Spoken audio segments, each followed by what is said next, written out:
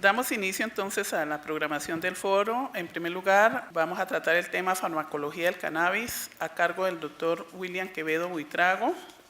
El doctor William Quevedo es médico de la Universidad Nacional, magíster en toxicología, pertenece al grupo de investigación en sustancias psicoactivas de la Universidad Nacional, es docente de pre y posgrado del Departamento de Toxicología de la Facultad de Medicina de la Universidad Nacional. Buenos días para todos. Primero que todo, pues agradezco por la invitación. Estos espacios académicos son muy importantes.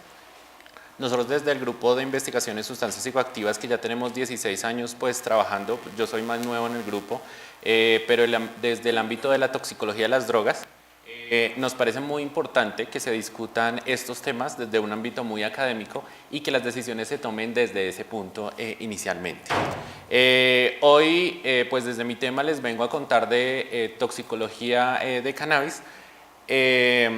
Toxicología también estudia pues los efectos deleterios que puede causar una sustancia, pero así como los efectos y posibles efectos terapéuticos. Sin embargo, no me voy a centrar en los efectos terapéuticos, dado que es otra de las conferencias que se va a dar, ni voy a hacer profundización en lo neurológico. Entonces, primero que todo, pues contarles que esta es la planta de marihuana. En ocasiones ustedes encuentran también otra alusión al cáñamo, y el cáñamo se deja más a los usos industriales, pero también hay que resaltar que hay unos usos industriales muy importantes también de la planta. Se han identificado aproximadamente 460 sustancias, 60 cannabinoides. Dentro de estos, el más importante como sustancia psicoactiva es el delta-9-tetrahidrocannabinol, pero tiene otros cannabinoides que también se han asociado a otros efectos. El delta-8-tetrahidrocannabinol, el cannabinol, el cannabinodiol, el cannabicerol, el cannabicromeno y el cannabigerol. Todos estos, todavía faltan muchos estudios para determinar usos prometedores o alteraciones de todas estas sustancias. Sin embargo, en toxicología y ya hablando de consumo nos enfrentamos a otro problema, y es que esto ha cambiado muchísimo. Se han especializado muchas plantas también, o se han manipulado para que cambie sus contenidos. En usos industriales se ha disminuido la cantidad de sustancia psicoactiva. Las plantas de uso industrial tienen muy poco delta-9-tetrahidrocannabinol. Y también algunas plantas se han aumentado otras sustancias para hacer un potencial de uso terapéutico mucho mayor. Pero además tenemos otro inconveniente, y es que se ha dado el uso de cannabinoides sintéticos. Entonces esos ya son cannabinoides derivados como molécula de los cannabinoides, pero sus efectos son mucho más potentes. Como tal, y otro problema que tenemos muy grande es que ya al hablar del consumo de estos cannabinoides se encuentran efectos muy deleterios que dañan mucho al consumidor, pero que no se puede evidenciar adecuadamente porque no existen pruebas biológicas que puedan determinar ese cannabinoide. Entonces, a veces en la clínica se queda uno con unos efectos del paciente que son muy graves, pero sin embargo no puede encontrar la molécula que los causó. Y esto se está hablando de cannabinoides, por eso en el mundo se habla de que ha cambiado el consumo de cannabis.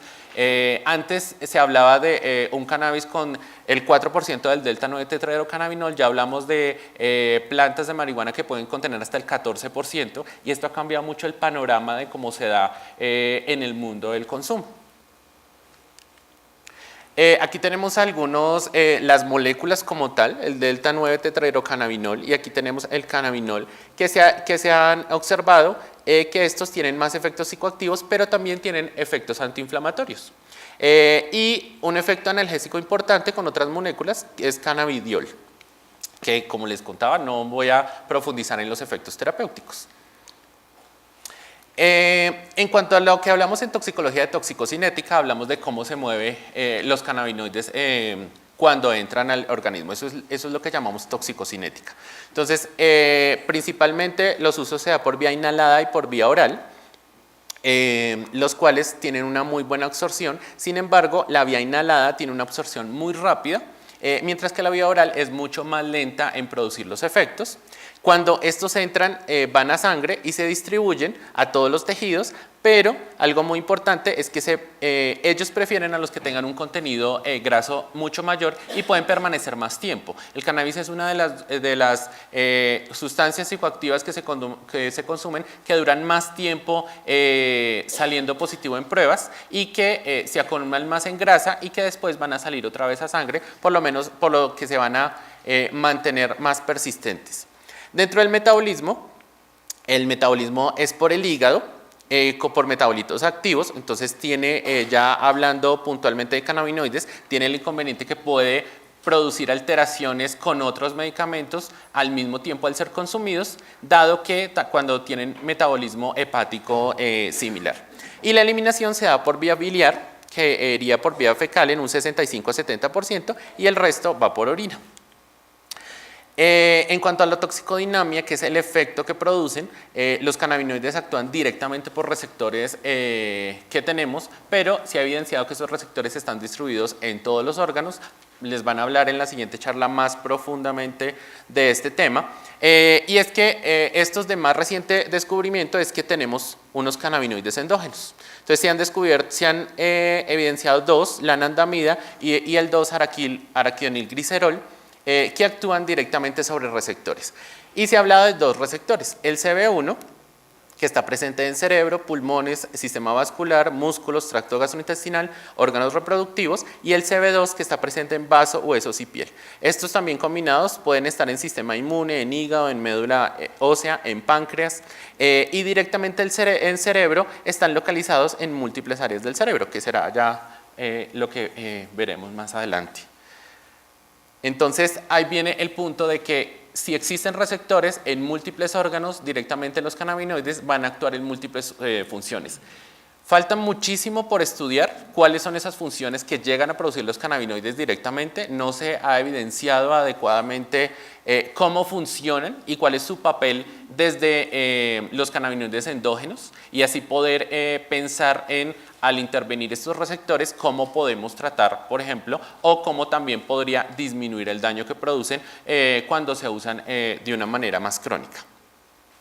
Dentro de los efectos agudos, que solo les voy a contar esto porque es muy neurológico y me voy a centrar más en otros órganos, se ha asociado más a una embriaguez directamente asociada. Embriaguez se llama todo cambio como tal.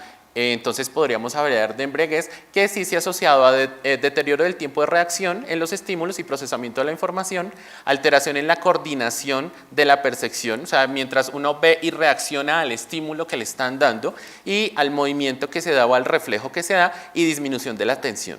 Todo esto se ha evaluado para evaluar el riesgo de accidentabilidad, porque también bajo el efecto de cannabis se tiene un mayor riesgo de accidentabilidad asociada en labores de alto riesgo, por ejemplo, manejo de maquinaria pesada, pero también hablaríamos de conducir un automóvil. Entonces también se aumenta el riesgo asociado a accidentabilidad. En consumo crónico les voy a contar qué se ha evidenciado hasta ahora en la literatura. Entonces, en sistema respiratorio se tiene un efecto broncodilatador que el consumidor sí lo... en varias ocasiones uno habla con personas que tienen síndrome broncoobstructivo y al consumir cannabis sienten el efecto broncodilatador, entonces dicen que mejora, pero existe un problema, y es que cuando se tiene una sustancia fumada, al quemarse directamente material vegetal, hablemos de cigarrillo, hablemos de marihuana, el problema es que se producen muchísimas otras sustancias. Entonces no solo estamos hablando de cannabinoides puros, estamos hablando de otros tóxicos que también podrían ser muy deleterios, por ejemplo monóxido de carbono. Entonces, para poder tener más efectos psicoactivos, que es lo que busca el consumidor, se necesita una inhalación muy profunda y tratar de mantener la inhalación el mayor tiempo posible. Esto, lo que se ha asociado es que esto podría aumentar el riesgo de daño pulmonar a largo plazo como tal. Y otro de los puntos que se debe considerar para los estudios es que, de todas maneras, aunque tenga más sustancias cancerígenas, por ejemplo, El consumo de marihuana y cigarrillo en una persona puede variar. En cigarrillo se pueden hacer consumos muy altos en un día, puede haber fumadores pesados de 60 cigarrillos al día, mientras que con marihuana aunque se pueden tener altos consumos, no se tienen consumos tan altos. Este podría ser el factor que cambie cómo se desarrollan otras enfermedades como cáncer de pulmón. Porque en toxicología, recordemos que una cosa es importante y es la dosis. La dosis de una sustancia determina algo muy importante que es el efecto que va a tener. Tanto que en toxicología siempre se habla de que todo es bueno, nada es bueno, solo depende de la dosis. Y ahí es donde desde lo científico hay que evaluar qué sería lo adecuado. En sistema cardiovascular también en ambas vías, en estudios animales se ha observado arteritis, que es una inflamación de las arterias, vasoespasmo, que por sí solo esto podría predisponer a un infarto agudo del miocardio, esto en estudios animales, y en estudios ya evidenciados directamente en poblaciones, también controvertido. En algunos estudios hablan que después de la hora siguiente de consumir marihuana fumada, se tiene un riesgo de un infarto agudo del miocardio de 4.8 veces más. Asociado a taquicardia. Sin embargo, el uso crónico de marihuana se asocia a otra cosa que es bradicardia. Entonces, pacientes consumidores crónicos, uno puede encontrar bradicardias muy importantes, asintomáticas completamente. Entonces, esto también iría en contra del infarto agudo por taquicardia. Otros estudios han hablado del riesgo aumentado de 2.5 veces más el riesgo de infarto agudo del miocardio como tal. Sin embargo, algunos estudios animales inclusive han encontrado algunos efectos directamente en los vasos. Y aquí volvemos al otro punto importante, y es que a veces el estudio animal y el estudio en humanos puede tener variabilidad interespecies. Entonces ahí es otro punto que toca evaluar hasta dónde lo que se encuentra en animales puede ser contradictorio en humanos, no porque se hizo mal el estudio, sino porque la variabilidad interespecies se puede dar. En sistema óseo se ha asociado, parece ser que el sistema endocannabinoide juega un papel muy importante en la disminuir la reabsorción ósea por los osteoclastos, o sea que este es un hueso sano que tiene una gran cantidad de masa ósea. Esto es cuando ya se produce osteoporosis y esto se produce por un balance que siempre se da entre las células que forman hueso y las células que destruyen hueso, esto para que el hueso se vaya remodelando. Parece ser que el sistema endocannabinoide tiene un papel muy importante acá, entonces se ha asociado que el consumo de cannabinoides podría aumentar la velocidad de pérdida ósea, llevando a osteopenia. Osteopenia es un paso antes de osteoporosis y esto se ha evidenciado en fumadores crónicos, que se ha visto la pérdida de densidad ósea mandibular como tal. En sistema reproductivo, y como ustedes vieron, hay receptores de cannabinoides en el sistema reproductivo, inclusive en útero, sobre todo en el embarazo, abundan los receptores de cannabinoides, pero falta mucho por estudiar el tema de mujer, embarazo y consumo de drogas. En mujer se asocia a ciclos anovulatorios, en hombre en alteraciones de la espermatogénesis y disminución de la testosterona circulante y asociado también a disfunción eréctil. En sistema inmune también hay receptores cannabinoides de CB1 y CB2. En humanos y animales se ha evidenciado que suprime la respuesta humoral como tal y puede haber disminución de la producción de factor de necrosis tumoral por natural killer, pero aún no se ha establecido una relación directa con disminución del sistema inmune. Entonces, por ejemplo, en pacientes VIH que está comprometido directamente el sistema inmune, no se ha visto una relación entre el consumo de cannabinoides y que empeore la función o la disfunción del sistema inmune directamente. Parece ser que por un lado una es respuesta celular y el otro es respuesta humoral, por lo tanto esto podría ser el efecto de que no se crucen directamente. En macrófagos se ha asociado a que se suprime la acción bactericida, que es muy importante, y los cannabinoides son capaces de alterar la resistencia a infecciones por bacterias, protozoos y virus. Entonces es un punto también muy importante de estudio. Muy importante, y es que casi que la pelea de siempre, ¿se puede fumar cannabis durante el embarazo? Pues uno en principio y desde la medicina lo que uno dice es no se consuma nada porque no sabemos, y es un factor muy importante. Hay muchas cosas que desconocemos de estas sustancias y inclusive de muchos medicamentos. Entonces va en el punto de precaución. ¿Hasta dónde una persona embarazada sí arriesga a que en un futuro se encuentren unos efectos adversos que realmente sean deleterios para el feto, pero que no se tengan en cuenta y no se conozcan en este momento. Para la toxicología, farmacología, es muy dinámico lo que se encuentra y podría yo estar hablándoles de un efecto en este momento y mañana salir un estudio en el que se encontró un efecto contrario a lo que se tenía. Entonces, en embarazo lo que se habla es, parece que sí hay efectos, lo que pasa es que los efectos no son tan graves como se podía pensar, por lo tanto, el punto es no se debería consumir durante el embarazo. Hay algo muy importante, es que en animales el sistema endocannabinoide es muy importante en la señalización para llevar a cabo el proceso de desarrollo del embrión, implantación, placentación y parto. Entonces, no se sabe hasta dónde lo afectaría cannabinoides exógenos y todavía no es claro cómo podría ser esa afectación directa.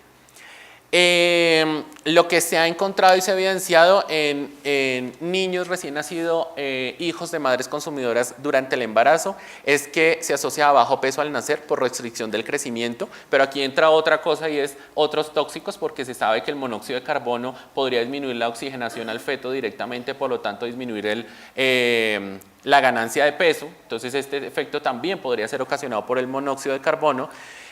Hasta este momento no se ha probado teratogenicidad ni en humanos ni animales. Teratogenicidad se habla cuando ya hay alteraciones fetales o, por ejemplo, deformidades, podríamos hablarlo.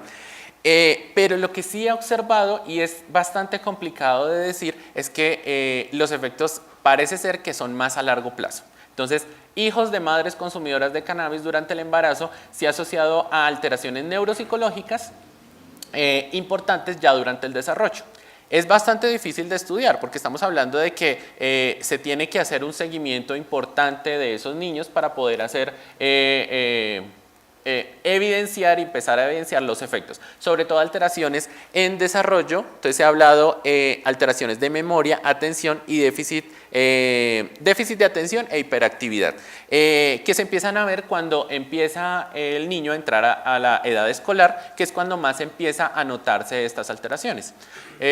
Uno puede encontrar que hay cortes grandes que no se afectan como tal, otras que se han encontrado y que los cambios podrían ser sutiles. Inclusive hay estudios poblacionales más grandes que hablan de mayor riesgo de delincuencia en hijos de madres consumidoras durante el embarazo también. Esto más por efectos neuropsicológicos, por daños neuropsicológicos directos. Hay muchos efectos neuropsicológicos también puntuales de cannabis, no los voy a profundizar como tal. Y aquí estaría uno de los puntos más importantes. Desde la alteración y desarrollo también es muy importante cómo se da el desarrollo en una persona, y porque eso marca su futuro. O sea, cómo va a desarrollarse en la escuela, si va a aprender a leer bien, cómo va a estar en todo su desarrollo de aprendizaje.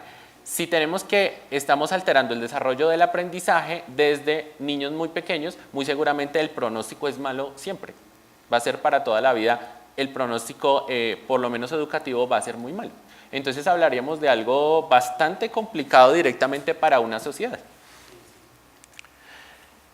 Con cáncer, como yo les decía, controvertido, se ha evaluado el aumento del riesgo para cáncer escamocelular de cabeza y cuello, de pulmón, de próstata, cáncer cervical, asociado a encontrar eso que tiene muchos más alquitranes que el cigarrillo.